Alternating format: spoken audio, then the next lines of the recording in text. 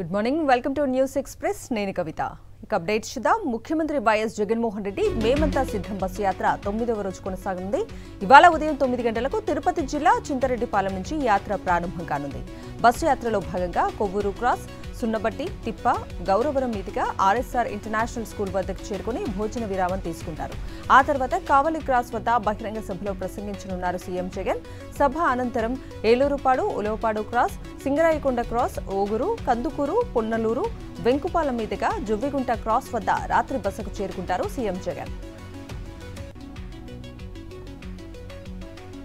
ఆంధ్రప్రదేశ్ రాజకీయాల్లో CM YS Jagan సరికొత్త చరిత్ర సృష్టిస్తున్నారు సిద్ధం సభలతో పాటు మేమంతా సిద్ధం యాత్రతో ప్రజాక్షేత్రంలో దూసుకుపోతున్నారు సీఎం జగన్ కు అటు ప్రజల్లోనూ ఇటు సోషల్ మీడియాలోనూ భారీ మద్దతు లభిస్తోంది ఈ నేపథ్యంలో గత 90 రోజులుగా గూగుల్ ట్రెండ్స్ ఒకసారి పరిశీలిస్తే సీఎం వైఎస్ జగన్ గ్రాఫ్ భారీగా పెరిగింది చంద్రబాబు కంటే ఎక్కువ వ్యూవర్షిప్ తో జగన్ టాప్ గా నిలిచారు గూగుల్ ట్రెండ్స్ ప్రకారం గమనిస్తే ఇప్పుడు రాష్ట్రంలో ప్రజలు సీఎం వైఎస్ జగన్ కే ఎక్కువ మద్దతు ఇస్తున్నట్లు అర్థమవుతోంది సీఎం జగన్ నిర్వహిస్తున్న మేమంతా సిద్ధం బస్సు యాత్రకు విశేష స్పందన లభిస్తోంది ఈ యాత్రకు సంబంధించిన పలు మధుర క్షణాలను ట్విట్టర్ వేదికగా సీఎం జగన్ పంచుకున్నారు డే 6 డే 7 రోజున పలు విశేషమైన చిత్రాలను పోస్ట్ చేశారు ఒక ముస్లిం సాహిబ్ దువా ఇవ్వటం ఓ చిన్నారి సీఎం జగన్ ను ఆప్యాయంగా పలకరించడం వంటి క్షణాలను ట్వీట్ చేశారు సీఎం వైఎస్ జగన్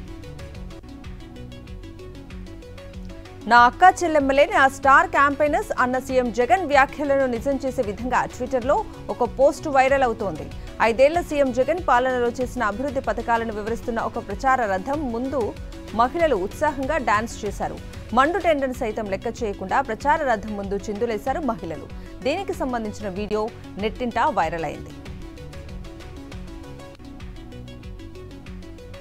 వచ్చే ఎన్నికల్లో వైఎస్ఆర్సీపీ 175కు 175 సీట్లు గెలుచుకోవడం ఖాయమన్నారు మంత్రి విడుదల రజని చంద్రబాబు కూటమితో పాటు ఎల్లో మీడియా ఎన్ని అరాచకాలు చేసినా ప్రజలంతా వైఎస్ జగన్మోహన్ రెడ్డితోనే ఉన్నారన్నారు మంత్రి విడుదల రజని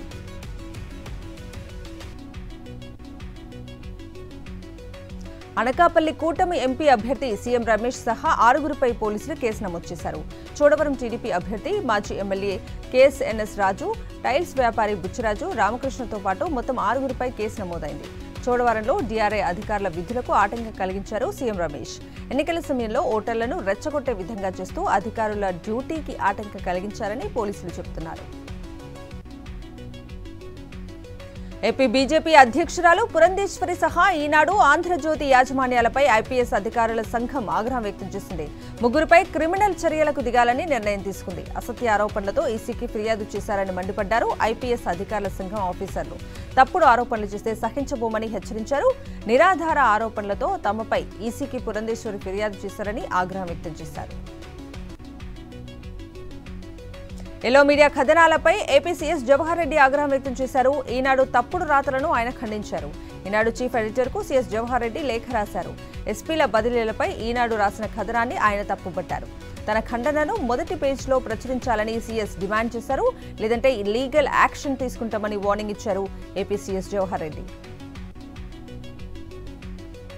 సీఎం జగన్ మరోమారు ముఖ్యమంత్రి కావాలంటూ నిర్వహించిన శ్రీ మహారుద్ర సహిత రాజశ్యామల సహస్ర చండీ యాగంలో సుబ్బారెడ్డి పాల్గొన్నారు ప్రత్యేక పూజలతో యాగాన్ని ప్రారంభించారు ఏపీ టూరిజం శాఖ చైర్మన్ ఆరిమండ వరప్రసాద్ రెడ్డి వైసీపీ నాయకులు పడమటి సురేష్ ఆధ్వర్యంలో 41 రోజుల పాటు 21 మంది ఋత్వికులచే ఈ సహస్ర చండీ యాగం జరగనుంది మే 15న సీఎం వైఎస్ జగన్మోహన్ రెడ్డి చేతుల మీదుగా పూర్ణాహుతి కార్యక్రమంతో యాగం ముగియనుంది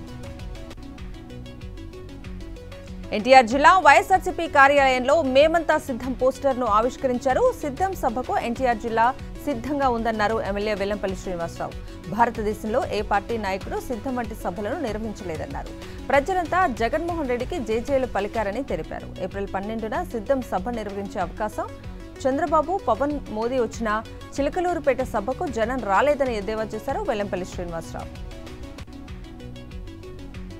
రాష్ట్రంలో సామాజిక భద్రతా పింఛన్ల పంపిణీ ప్రక్రియ 94% పూర్తయిందన్నారు శశిభూషణ్ కుమార్ 1847 కోట్ల 52 లక్షల రూపాయలను పింఛన్దారులకు పంపిణీ చేయడం జరిగిందన్నారు గ్రామీణాభివృద్ధి శాఖ ముఖ్య కార్యదర్శి శశిభూషణ్ కుమార్ రాష్ట్రంలో 65.69 లక్షల మంది పింఛన్దారులకు పింఛన్లు అందించేందుకు 1951 కోట్ల 69 లక్షల రూపాయలను విడుదల చేశామని తెలిపారు ఎన్నికల కమిషన్ నిబంధనలను యథేచ్ఛగా ఉల్లంఘిస్తున్న టీడీపీపై ఈసీకి ఫిర్యాదు చేశారు వైఎస్ఆర్ కాంగ్రెస్ పార్టీ నేతలు మల్లాది విష్ణు, నారాయణమూర్తి. ఒక టీవీ ఛానల్తో చింతమనేని ప్రభాకర్ మాట్లాడిన మాటలతో పాటు యనమల అల్లుడి వ్యవహారాన్ని ఈసీ దృష్టికి తీసుకెళ్లినట్లు చెప్పారు మల్లాది విష్ణు. యనమల అల్లుడు కేంద్ర సర్వీసుల్లో ఉండి ఎన్నికల ప్రచారంలో పాల్గొన్నారని ఎమ్మెల్యే మల్లాది విష్ణు ఆరోపించారు. తూర్పుగోదావరి జిల్లా గోపాలపురం టీడీపీలో టికెట్ పంచాయతీ ముదిరింది. చంద్రబాబు బుజ్జగించినా అవేమీ ఫలించలేదు. ముల్లపూడి బాపిరాజు వర్గీయులు చంద్రబాబు కాన్వాయ్ను అడ్డుకున్నారు. మద్దిపాటి వెంకటరాజుకు టికెట్ ఇవ్వద్దంటూ నినాదాలు చేశారు. దీంతో ఆందోళనకు దిగిన కార్యకర్తలపై విరుచుకుపడ్డారు చంద్రబాబు. నా కాన్వాయ్కే అడ్డుపడతారా అంటూ ఆగ్రహంతో ఇష్టం వచ్చినట్లు తిట్టారు చంద్రబాబు. దీంతో చంద్రబాబుకు వ్యతిరేకంగా నినాదాలు చేశారు టీడీపీ కార్యకర్తలు. చంద్రబాబు ఎదుటే పార్టీ కోసం కష్టపడిన వారిని సీటు ఇవ్వాలని టీడీపీ శ్రేణులు నినాదాలు చేశారు. శ్రీ సత్యసాయి జిల్లా సోముందేపల్లి మండలంలో టీడీపీకి ఎదురుదెబ్బ తగిలింది. మంత్రి ఉషశ్రీ చరణ్ ఆధ్వర్యంలో మండలంలోని పలు పంచాయతీలలో దాదాపు 246 కుటుంబాలు టీడీపీని వీడి వైఎస్ఆర్సీపీలో చేరారు. సోముందేపల్లి మండలంలో మంత్రి ఉషశ్రీ చరణ్ సుడిగాలి పర్యటన నేపథ్యంలో పలు పంచాయతీల నుంచి ఈ చేరికలు కొనసాగాయి. జగనన్న సంక్షేమ పాలన, అభివృద్ధి చూసి వైఎస్ఆర్ కాంగ్రెస్ పార్టీలోకి చేరుతున్నట్లు ఉషశ్రీ చరణ్ తెలిపారు. రాష్ట్రంలో మరోసారి వైఎస్ఆర్సీపీ ప్రభుత్వాన్ని అధికారంలోకి తేవాలంటూ పిలుపునిచ్చారు స్పీకర్ తమ్మినేని సీతారాం. అన్ని వర్గాల సంక్షేమమే లక్ష్యంగా జనరంజక పాలన సాగిస్తున్న తీరును విస్తృతంగా ప్రజల్లోకి తీసుకెళ్లాలని ఆయన కోరారు. శ్రీకాకుళం జిల్లా ఆముదాల వలస మండలం కలివరం పంచాయతీ పరిధిలోని తమ్మయ్యపేట, ముద్దాడపేట, పీర్సాహెబ్పేట, కలివరం గ్రామాల్లో గడప గడపకు ఎన్నికల ప్రచారం నిర్వహించారు. ప్రతి ఓటర్కి ఫ్యాన్ గుర్తుపై ఓటు వేయాలని ఆయన కోరారు.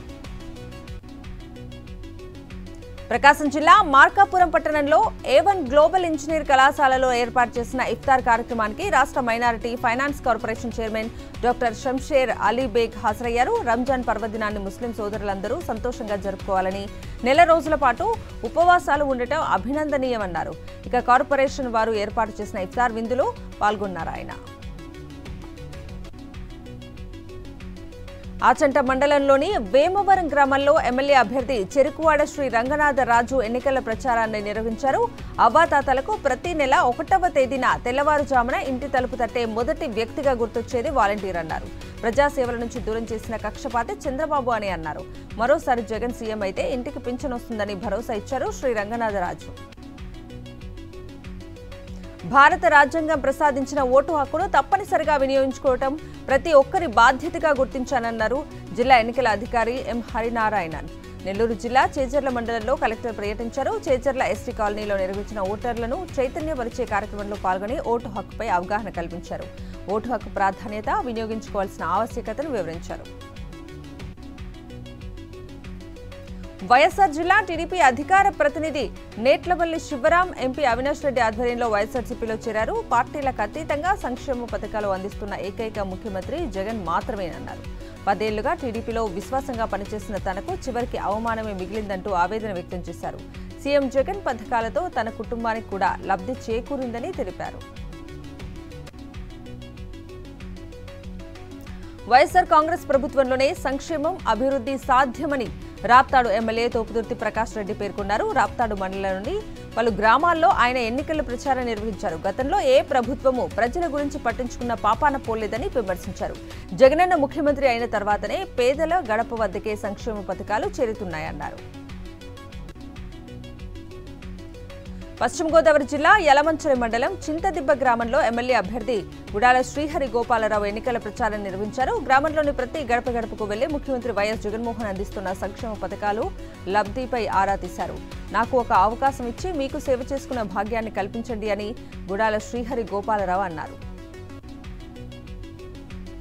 ప్రతి ఇంటికి సంక్షేమ పథకాలు అందించిన సీఎం జగన్మోహన్ రెడ్డిని మళ్లీ ముఖ్యమంత్రిని చేయాలన్నారు మంత్రి దాడిశెట్టి రాజా.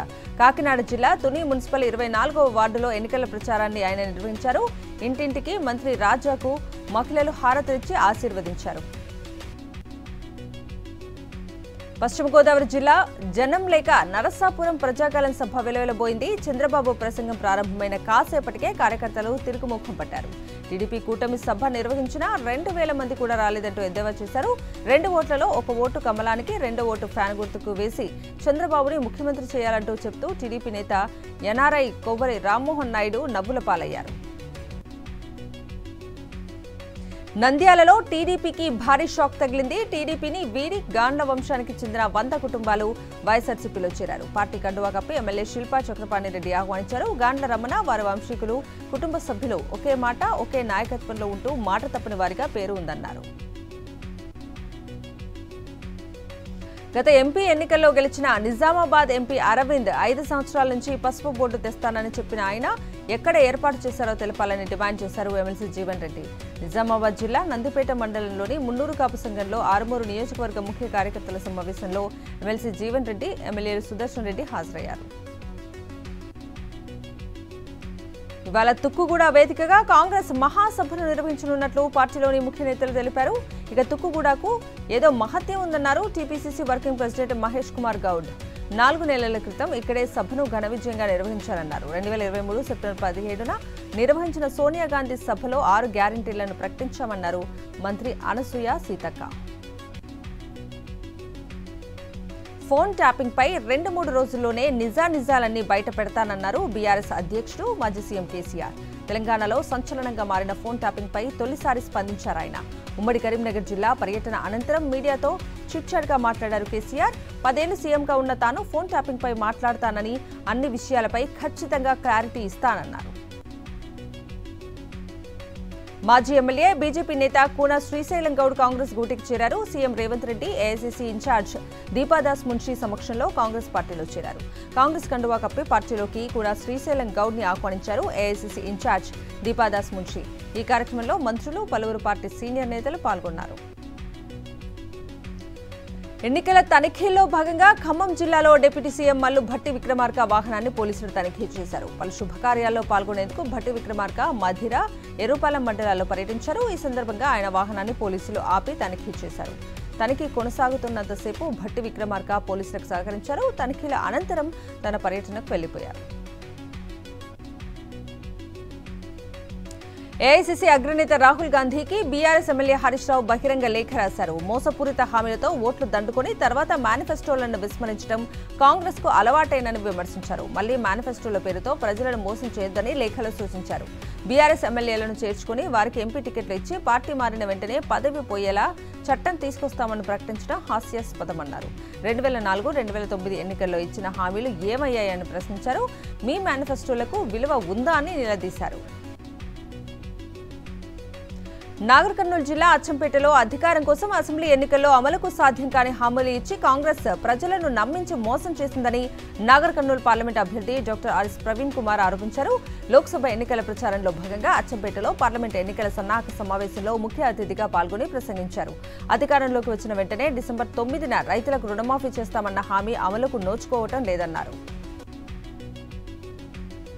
కామారెడ్డి జిల్లా కేంద్రంలోని మున్సిపల్ కార్యాలయం ఆవరణలో రైతు సత్యాగ్రహ దీక్ష చేపట్టారు. ఈ కార్యక్రమానికి ముఖ్య అతిథిగా Zaheerabad parliament MP BB Patil, Kamareddy MLA Venkata Ramanareddy హాజరయ్యారు. మాయ మాటలు, దొంగ మాటలతో ప్రజలను మోసం చేసి కాంగ్రెస్ పార్టీ అధికారంలోకి వచ్చిందన్నారు.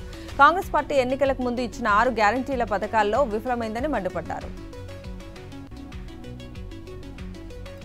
జలమండలి డివిజన్ 6వ పరిధిలో ఉన్న పలు ట్యాంకర్ ఫిల్లింగ్ స్టేషన్లు ఎండీ సుదర్శన్ రెడ్డి ఆకస్మికంగా తనిఖీ చేశారు. ఎల్లారెడ్డిగూడ, ఎర్రగడ్డ, ఫతేనగర్, ఎస్ఆర్ నగర్ 1, 2, బోరబండ ఫిల్లింగ్ స్టేషన్లను ఎండీ తనిఖీ చేసి పరిశీలించారు. ట్యాంకర్ బుకింగ్స్, డెలివరీ రికార్డ్స్ పక్కాగా నమోదు చేయాలన్నారు.